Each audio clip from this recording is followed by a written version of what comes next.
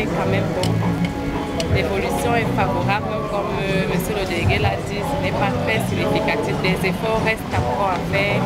Si nous tous nous réunissons pour bien mettre en œuvre les actions qui sont planifiées à l'avenir, notamment le traitement correct avec les ACT et l'utilisation correcte de la moustiquaire imprégnée.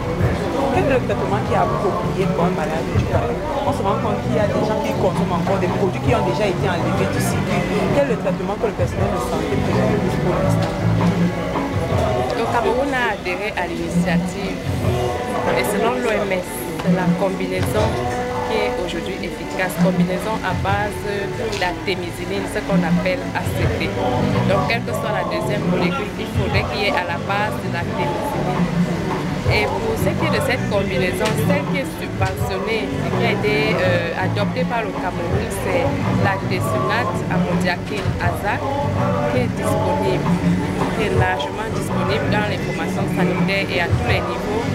Et comme vous le savez, qui est gratuit pour les enfants de 25 ans. Donc c'est ça le médicament efficace pour le paludisme sain. Maintenant, pour le paludisme grave, la prise en charge reste hospitalière. Il faut aller à l'hôpital dès qu'on identifie un cas de paludisme grave. Tout à l'heure, dans votre discours, vous avez parlé de 10 000 enfants qui ont été recensés comme ayant le palu dans la région, mais seulement 6 000 qui ont pu recevoir le traitement gratuit. Quel est le problème?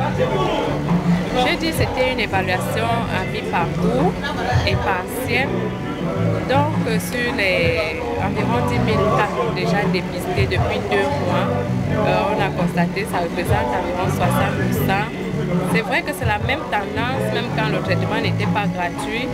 Et maintenant, même que le traitement est gratuit, c'est toujours 60%. Maintenant, le problème reste au niveau de la sensibilisation du personnel prescripteur.